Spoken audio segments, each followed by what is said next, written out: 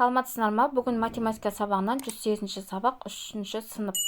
Сабақтың тақырыбы разрядтан аттамай 3 таңбалы санды 1 таңбалы санға жазбаша бөлу. Бірінші тапсырма кесте бойынша есептер құрастырып, оларды шығар. Бізде мынандай тіктөртбұрыш берілген, иә? Бірінші тіктөртбұрыштың бізде ауданы белгісіз. Екінші тіктөртбұрыштың ұзындығы белгісіз, үшінші тіктөртбұрыштың ені белгісіз.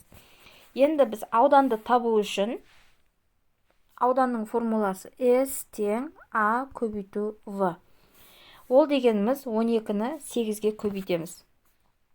12-ні 8-ге көбейтсек, бізде шығады 96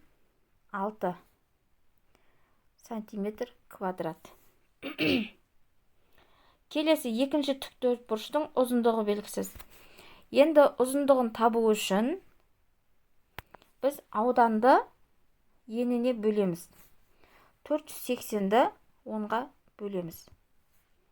Тең болады бізде 48 сантиметр. 48. Үшінші тіктөртбұрыштың ені белгісіз. Енін табу үшін біз ауданды бөлеміз ұзындыққа. Бөлеміз. 75-ті 15-ге бөлетін болсақ, бізде шығады 5 дециметр. Ені 5 дециметр шығады екен. Келесі тапсырмаға көшеміз. Үшінші тапсырма өрнектерді баған түрінде жаз және есепте. Өте оңай тапсырма берілген. Бұны сіздер ауызша бөлсеңіздер болады. Енді 82-ні 2-ге бөлеміз 41. 48-ді 2-ге бөлеміз 24. 848-ді 4-ге бөлеміз 212. 396-ны 3-ге бөлеміз 132. 555-ті 5-ге бөлеміз 111. 777-ні 7-ге бөлеміз 111. 993-ті 3-ге бөлеміз 331. 484-ті 4-ге бөлеміз 242. Келесі 4-ші тапсырма. Есептерді шығар. Оқушылар үйінде математика үйірмесіне 639 оқушы, ал шахмат үйірмесіне одан 3 есе кем оқушы қатысады. Шахмат үйірмесіне неше оқушы қатысады? Енді математика үйірмесіне 639 оқушы, ал шахмат үйірмесіне одан 3 есе кем оқушы қатысады. Шахмат үйірмесіне барлығы неше оқушы кем қатысады дейді. Енді 639-ды 3-ге бөліп аламыз. 639 бөлу 3 тең болады 213. Енді осы математика үйірмесінен шахмат үйірмесін алып тастаймыз. 639-дан аламыз 213-ті тең болады 426. Бізде шахмат үйірмесіне барлығы 426 оқушы қатысады екен. Келесі тапсырма. Есептің сұрағын осы үйірмелерге барлығы қанша оқушы қатысады деп өзгерт. Енді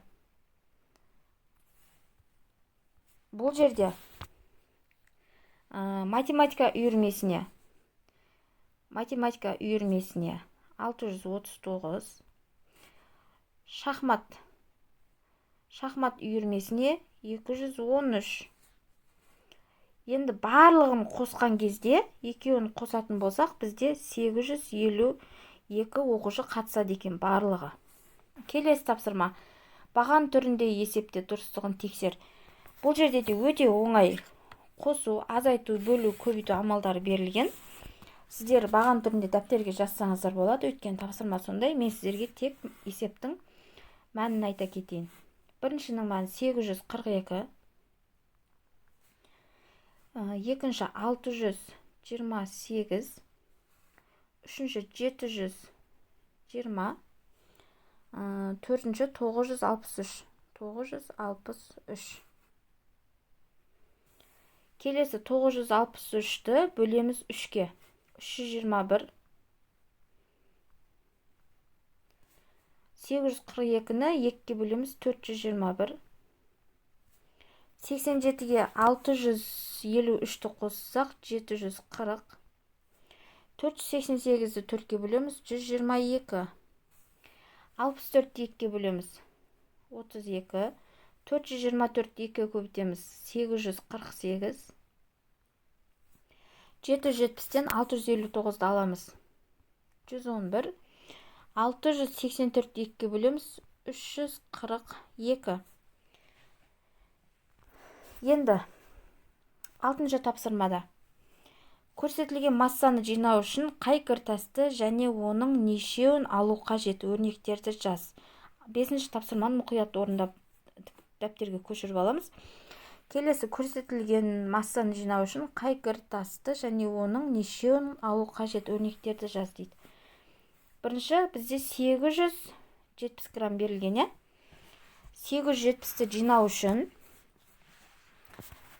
біз 500 қосу 200 қосу 100 қосу 50 қосу 20.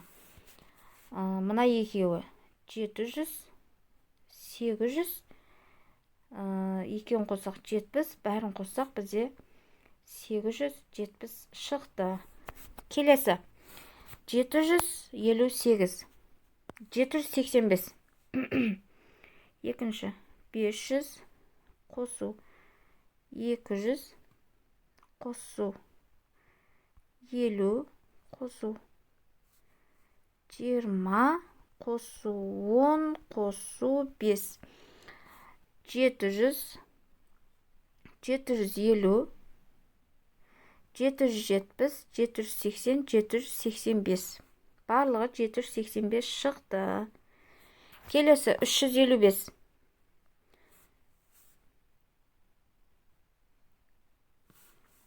355-ті алу үшін біз 200 қосу 100 қосу 50 қосу 5.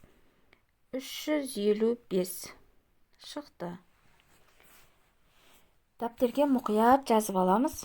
Келесі тапсырма. Әжей базардан 300 грамм алма мен алмұрт сатып алды. Таразының бір табағына алма, ал екіншісіне алмұрт салған кезде алмұрттың салмағы басып кетті. Содан кейін алмаға қосымша 100 грамм, ал алмұртқа 50 грамм кіртасты қойғанда таразы басы теңесті. Ал алманың массасы қанша, алмұрттың массасы қанша дейді. Енді бұл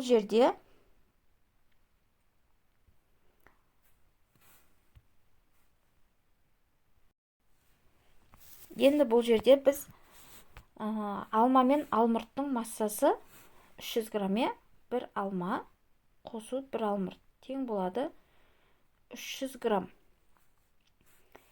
Енді бір алма қосу 100 грамм тең бір алмұрт қосу 50 грамм. Бір алма тең бір алмұрт қосу 50 азайту 100 грамм. Бір алмұрт тең бір алма тең бір алмұрт азайту 50 грамм. Бір алмұрт азайту 50 грамм қосу бір алмұрт тең болады 300 грамм. Енді 2 алмұрт азайту 50 грамм тең 300 грамм. 2 алмұрт тең болады 350 грамм. Бір алмұрт тең болады 350-ді бөлеміз 2-ге. Тең болады 175. Енді бір алманың массасын шығаратын болсақ, бір алма тең 175 азайту 50 тең болады 125. Енді бұл жерде алмұрттың массасы, алмұрттың массасы 175 граммға тең болса, алманың массасы 125 граммға тең болған екен. Бүгінгі сабақ балалар осымен аяқталды. Каналға тіркеліп қойыңыздар. Сау болыңыздар.